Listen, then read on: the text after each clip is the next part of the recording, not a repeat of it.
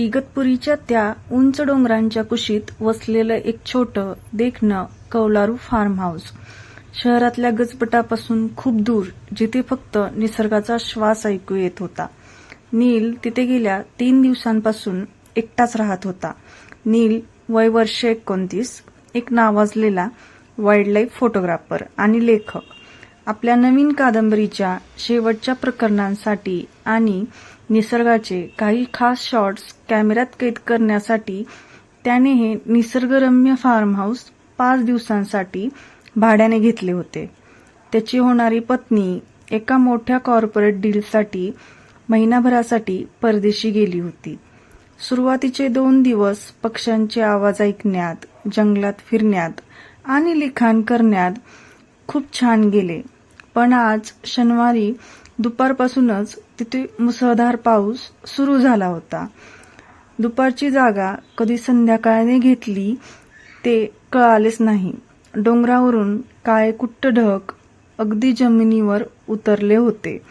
सोसाट्याचा गार वारा सुटला होता आणि कौलांवर पावसाचे मोठे थेंब टपटप असा एक अनाकलनीय नाद निर्माण करत होते. वादळामुळे मोबाईलचे नेटवर्क पूर्णपणे गायब झाले होते आणि वीजही गेली होती. संपूर्ण परिसरात एक गूढ अथांग शांतता पसरली होती. नीलला आता त्या बंद खोलीत एकटेपण खायला उठले होते. त्याने स्वतःसाठी चुलीवर गुळाचा आणि आल्याचा कडक चहा बनवला.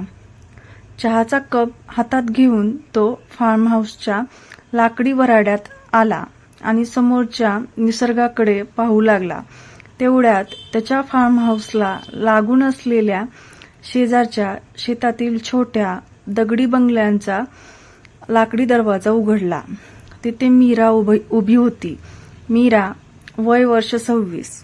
ती मूळची मुंबईची होती, पण तिने वनस्पतीशास्त्रात उच्च शिक्षण घेतले असल्यामुळे ती तिच्या बाबांसोबत इथे राहून ऑर्गॅनिक फार्मिंग करायची. तिचे बाबा काही कामानिमित्त 2 दिवसांसाठी तालुक्याच्या गावी गेले होते आणि आज रात्री मुसळधार पावसामुळे ते तिथेच अडकले होते.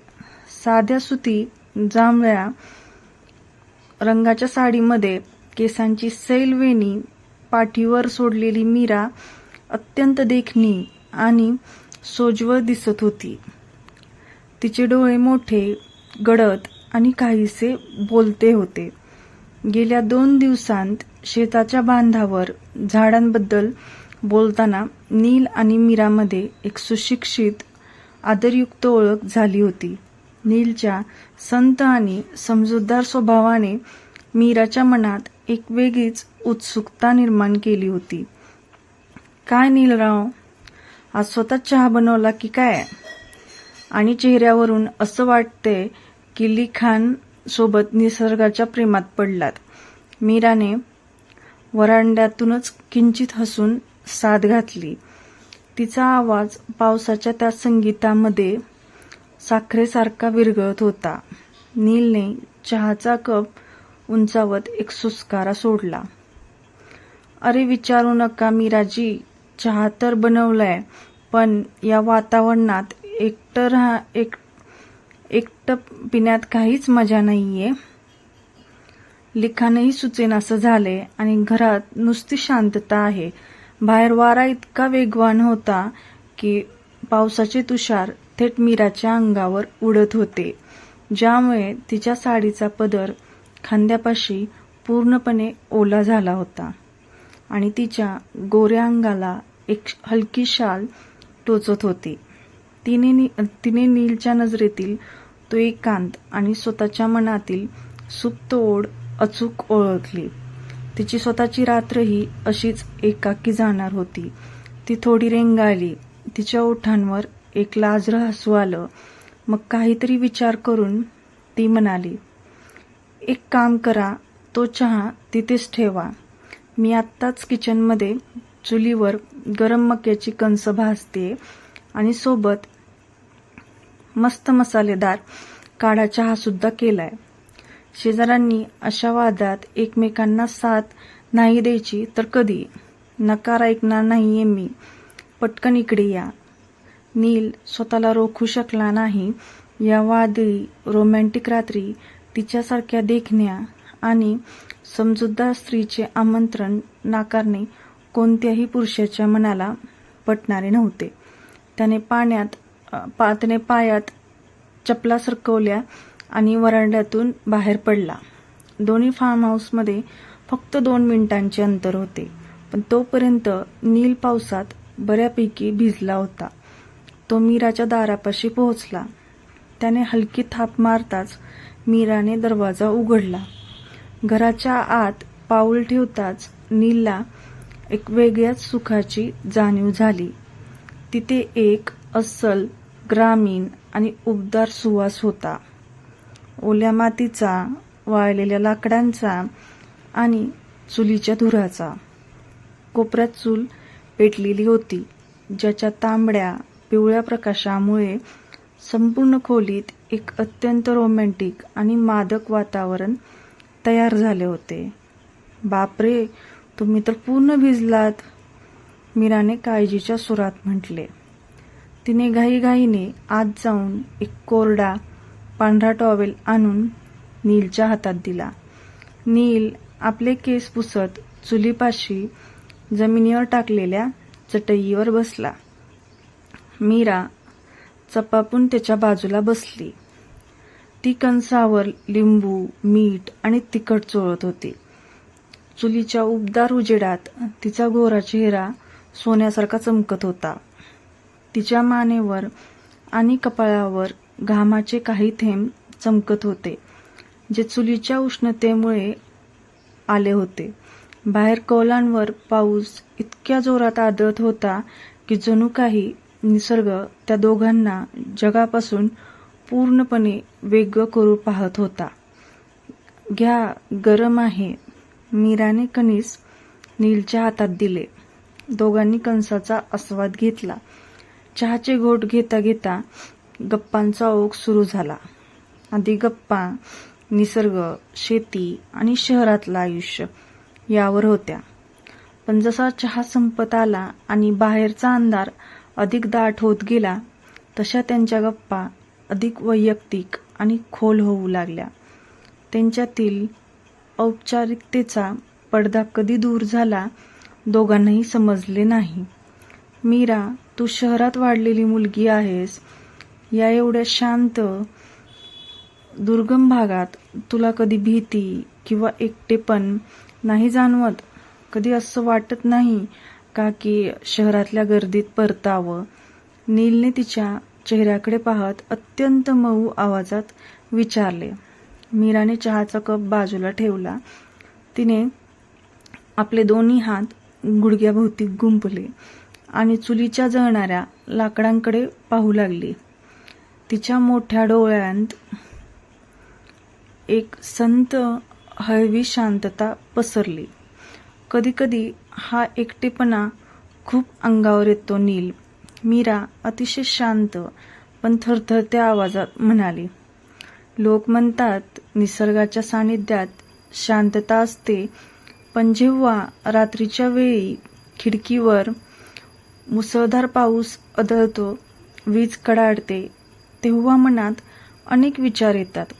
मला पैशाची किंवा सुखाची कमतरता नाहीये, पण कधीकधी एक आश्वासक सोबतीची, एका स्पर्शाची गरज असते.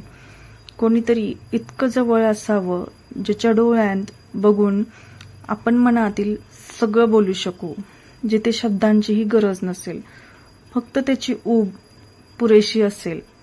आजपर्यंत मी स्वतःला खूप खंबीर दाखवलं, पण आज या पावसात मला खूप एकटं वाटत होतं. तिच्या आवाजातील तो प्रामाणिकपणा, तिची ती हतबलता नीलच्या हृदयाला थेट स्पर्श करून गेली. तिला नेहमी हसतमुख पाहणाऱ्या नीलला आज तिच्या मागची एक हळवी, प्रेमासाठी आणि सोबतीसाठी तहानलेली स्त्री दिसत होती. त्याची स्वतःची अवस्था काही वेगळी नव्हती. मग तेवढ्यात अचानक बाहेर अत्यंत जोरात वीज कडाडली. तो आवाज इतका भयानक होता की संपूर्ण डोंगर हादरल्यासारखा वाटला. घराची खिडकी वाऱ्याने जोरात उघडली आणि थंड हवेची एक मोठी झुळूक आत आली. चुलीची आग क्षणभर विझल्यासारखी झाली आणि खोलीत अंधार दाटला. "ओ नील!" मीरा घाबरून झटकन उठली, पण त्या गडद अंधारात तिचा पाय गाडीच्या घोळात अडकला आणि ती तोल जाऊन मागे पडू लागली. "मीरा, सांभाळ!" नीलने क्षणाचाही विलंब न करता अंधारात पुढे झेप घेतली आणि तिला आपल्या मजबूत हातांवर सावरले. मीरा थेट नीलच्या छातीवर विसावली. नीलचा एक मजबूत हात तिच्या कमरेभोवती गेला होता आणि मीराने भीतीपोटी त्याच्या गळ्याभोवती आपले दोन्ही हात घट्ट आवळले होते. ते जमिनीवर एकत्र पडले होते. वातावरणातील निसर्गाचा गारवा अचानक नाहीसा झाला आणि दोघांमध्ये एक वेगळीच तीव्र ऊब निर्माण झाली.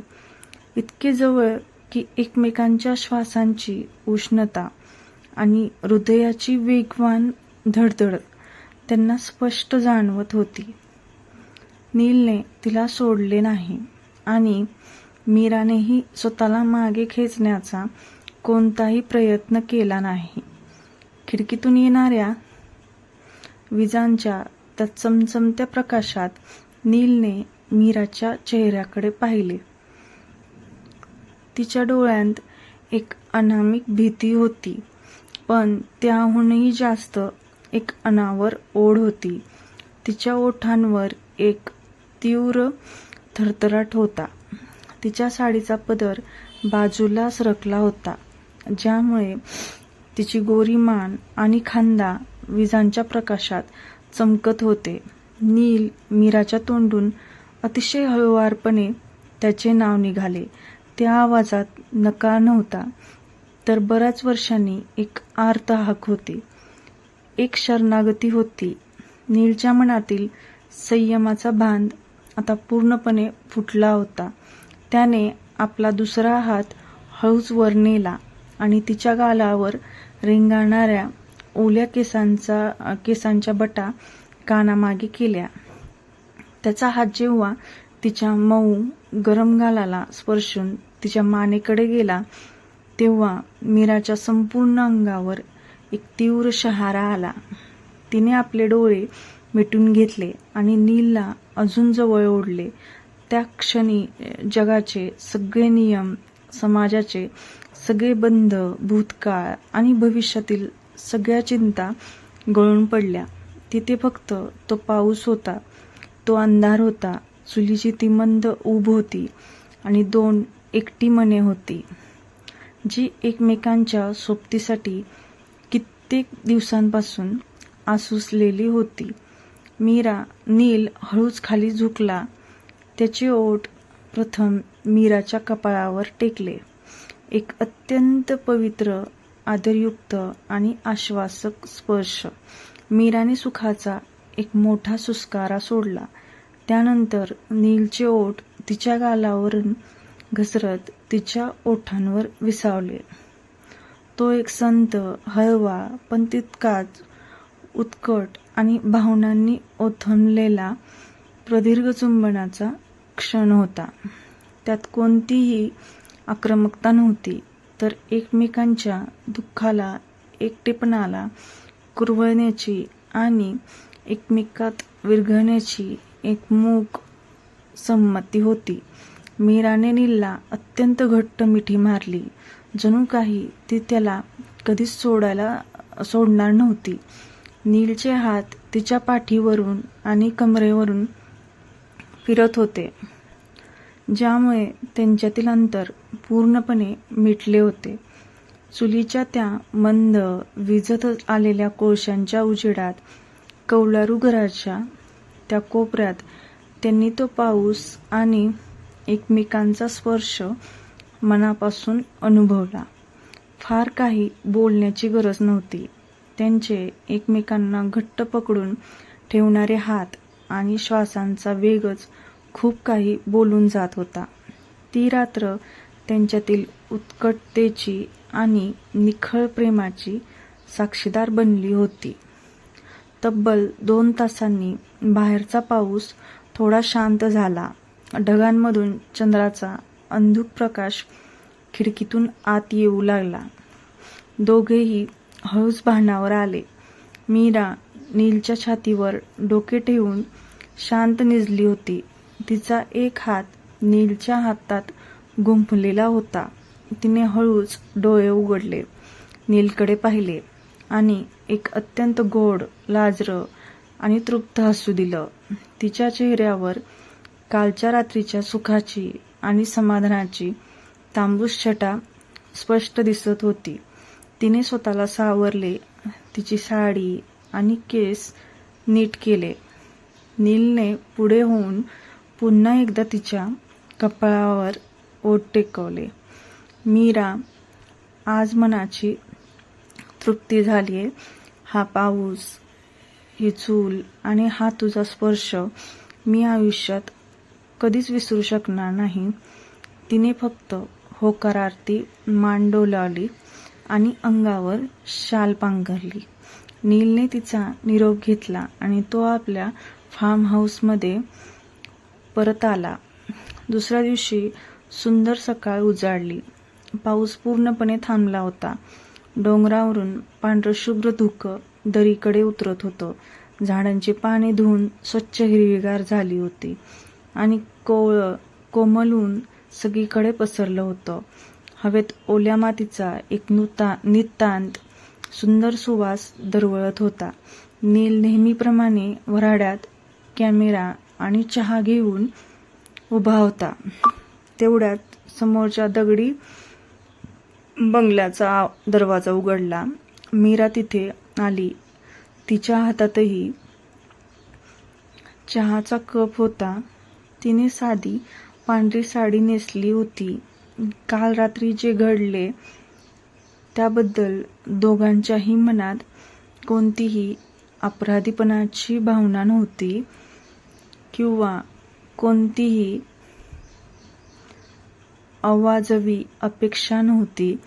ते 2 सुजाण, प्रगल्भ व्यक्तींचे क्षण होते, ज्यांनी एकमेकांना त्या विशिष्ट वेळी सावरले होते आणि एकमेकांच्या भावनांचा आदर केला होता. मीराने नीलकडे पाहिले आणि नेहमीसारखेच पण थोडे अगदी जवळकीचे, सुंदर आणि मोकळे हसू दिले. नीलनेही आपला चहाचा कप उंचावून तिला गुड मॉर्निंग केले. मर्यादाच्या चौकटी ओलांडूनही त्यांच्या मनात आता एकमेकांबद्दल एक असा नितांत सुंदर आणि हक्काचा कोपरा तयार झाला होता, जो नेहमीच उबदार राहणार होता. ती पावसाळी रात्र त्यांच्या आयुष्यातील एक सुंदर आणि कधीही न विसरता येणारी ओल्या मातीची धून बनून राहिली होती.